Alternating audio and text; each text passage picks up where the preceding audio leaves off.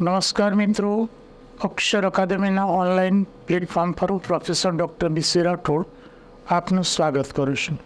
મિત્રો, બંધારણની કલમોના પરિચય અન્વયે આજે આપણે કલમ નંબર 133 અને 134ની જોગવાઈઓ જોઈશું. સૌથી પહેલાં આપણે કલમ નંબર 133ની જોગવાઈઓ જોઈશું. હા, દીવાની બાબતોમાં હાઈકોર્ટમાંથી આવેલી અપીલોમાં સુપ્રીમ કોર્ટની અપીલી હકુમત. કલમ નંબર 132માં આપણે જે સુપ્રીમ કોર્ટ છે એની મૂળભૂત હકુમત છે એના વિશે જોયું.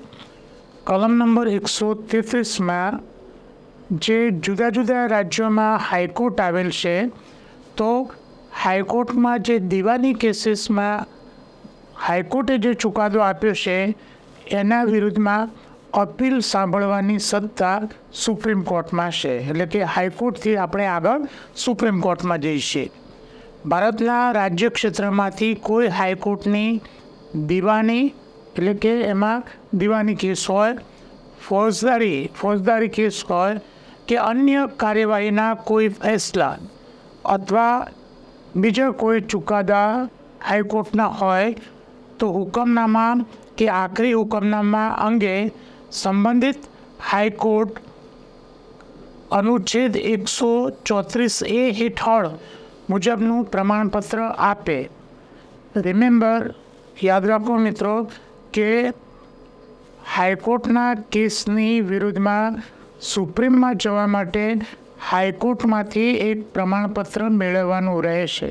કલમ નંબર 134A મુજબનું, એટલે એ વિશે આપણે આજે જ જોઈએ છે.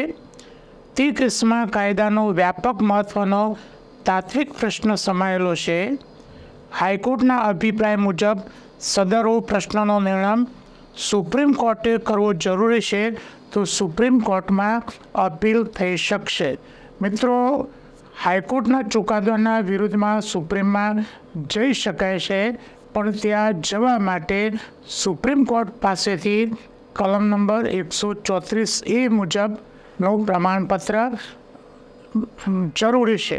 તમે સીધા ત્યાં જઈ શકો ને વિથ કન્સેન્ટ ઓફ હાઈકોર્ટ, હાઈકોર્ટની મંજૂરી સાથે તમે ઉપર જઈ શકો.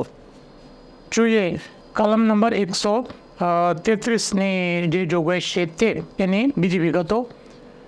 અનુચ્છેદ 132માં ગમે તે મજકૂર હોય તે છતાં સુપ્રીમ કોર્ટમાં ખંડ 1 હેઠળની અપીલ કરનાર કોઈ પક્ષકાર એ અપીલ માટેના એક કારણ તરીકે એમ દલીલ કરી શકશે કે બંધારણના અર્થઘટનની બાબતમાં કાયદાના તાત્વિક પ્રશ્નનો નિર્ણય ખોટી રીતે થયેલ છે. એટલે કે સુપ્રીમમાં જવા માટેનું જે કારણ છે એ અહીંયા આપ્યું છે. શું કારણ છે? કે બંધારણની કોઈ જે બાબત છે એનું અર્થઘટન હાઈકોર્ટે બરાબર કર્યું નથી અથવા તો ખોટી રીતે કર્યું છે, તો ત્યાં તમે સુપ્રીમમાં જઈ શકશો. એનું કારણ છે આ કલમમાં ગમે તે મજકૂર હોય તે છતાં કાયદાથી સંસદ અન્યથા જોગવાઈ ન કરે ત્યાં સુધી હાઈકોર્ટના, મિત્રો એક આ બીજો મહત્ત્વનો મુદ્દો છે કે હાઈકોર્ટના એક જ ન્યાયાધીશના ફેસલા, હુકમનામા કે આખરી હુકમ વિરુદ્ધ સુપ્રીમ કોર્ટમાં અપીલ થઈ શકશે નહીં. એક આ મુદ્દો ધ્યાનમાં રાખવાનો છે કે હાઈકોર્ટના જે ચુકાદા છે એમાં જો એક જ જજે ચુકાદો આપ્યો હોય તો એ ચુકાદાની વિરુદ્ધમાં સુપ્રીમમાં અપીલ થઈ શકે નહીં. કારણ કે એ અપીલ કરવા માટે તમારે એ હાઈકોર્ટમાં જ પછી એક કરતાં વધુ જજની બેન્ચ આવે, રાઈટ? એક જજનો ચુકાદાથી તમને સંતોષ ન થાય તો હાઈકોર્ટના વધુ જજની જે બેન્ચ છે એમાં અપીલ થઈ શકે, સીધું સુપ્રીમમાં નહીં થઈ શકે. ટૂંકમાં મુદ્દો એ છે કે હાઈકોર્ટના કોઈ એક જજનો ચુકાદો હોય તો એની વિરુદ્ધમાં સુપ્રીમમાં અપીલ ના થઈ શકે. જોઈએ કલમ નંબર 134, ફોજદારી બાબતો સંબંધે સુપ્રીમ કોર્ટને અપીલી હકુમત. એટલે કે હાઈકોર્ટમાં ફોજદારી કાર્યવાહીમાં એનો કોઈ ફેસલો, આખરી હુકમ કે સજા ઉપર જે તે હાઈકોર્ટ અંગેની જો જોગવાઈઓ અથવા ચુકાદો હોય તો તેના વિરુદ્ધમાં સુપ્રીમ કોર્ટમાં અપીલ થઈ શકે છે. ફોજદારી કેસમાં અપીલ થઈ આરોપીને દોષ મુક્તિના હુકમને ફેરવીને તેને મોતની સજા કરી હોય, એટલે કે અપીલ થઈ આરોપીને દોષ મુક્તિના હુકમને ફેરવીને એને જો ફાંસીની સજા થઈ હોય, એટલે કે કોઈ વ્યક્તિને ફાંસીની સજા થઈ હોય તો એના વિરુદ્ધમાં તે અપીલ થઈ શકે. પોતાના અધિકાર નીચેની કોઈ અદાલતમાંથી કોઈ કેસ પોતાના સમક્ષ ચલાવવા માટે પાછો ખેંચી લીધો હોય તેવી ઇન્સાફી કાર્યવાહીમાં આરોપી વ્યક્તિને દોષિત ઠરાવીને મોતની સજા કરી હોય.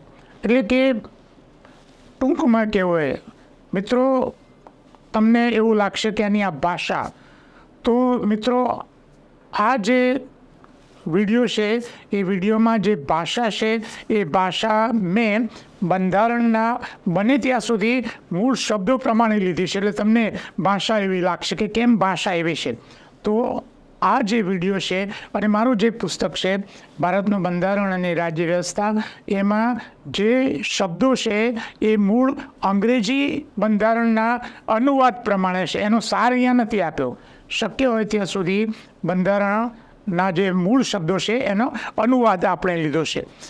મિત્રો, આનો સાર એ છે કે કોઈને ફાંસીની સજા હાઈકોર્ટ દ્વારા એને માન્ય રખાઈ હોય અથવા થઈ હોય તો સુપ્રીમ કોર્ટમાં જઈ શકાય છે, કારણ કે એને જીવન અંગેનો છે. એટલે આ જોગવાઈ આ કલમમાં કરવામાં આવી છે.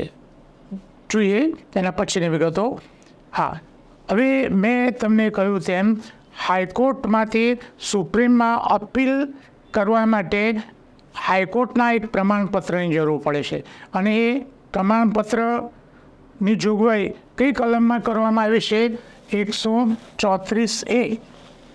નહીંતર એવું બને કે હાઈકોર્ટનો ગમે તે ચુકાદો આવે એટલે લોકો દોડીને સુપ્રીમમાં જતા રહે, પણ હાઈકોર્ટ એને ચકાસશે કે સુપ્રીમ કોર્ટમાં જઈ શકાય એવું ગ્રાઉન્ડ છે કે કેમ, અને એનું પ્રમાણપત્ર મળે તો જ તમે સુપ્રીમમાં અપીલ કરી શકો, સીધું નહીં.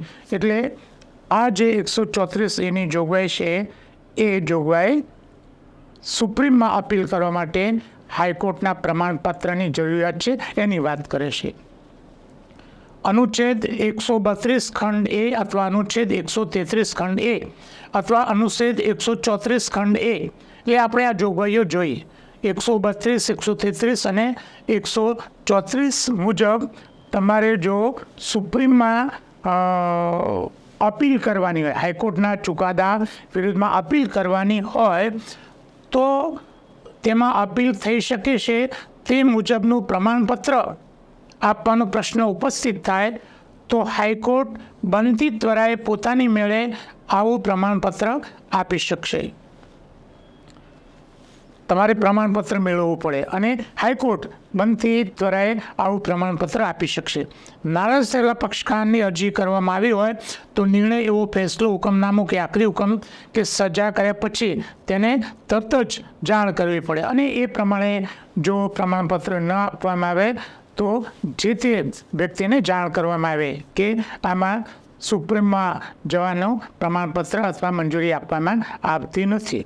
મિત્રો, આ જે જોગવાઈ છે એ બંધારણના 14મા સુધારા અધિનિયમ 1978ની કલમ 20થી દાખલ કરવામાં આવી છે.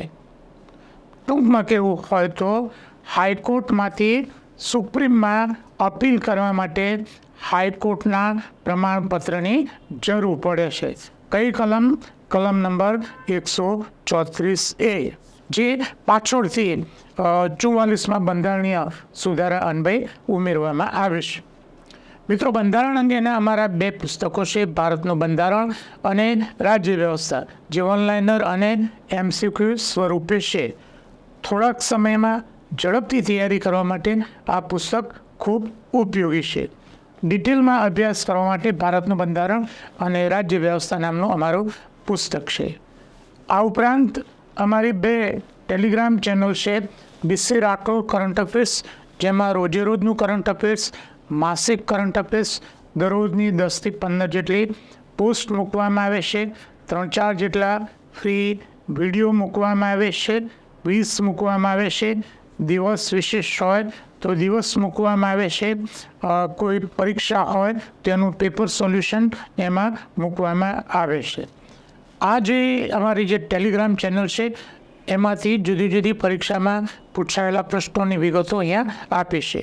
આ ઉપરાંત અમારી બીજી ટેલિગ્રામ ચેનલ છે ગૌરવંતી ગુજરાતી, જેમાં ગુજરાતી ભાષા, ગુજરાતી સાહિત્ય અને ગુજરાતી વ્યાકરણને લગતી પોસ્ટ મૂકવામાં આવે છે.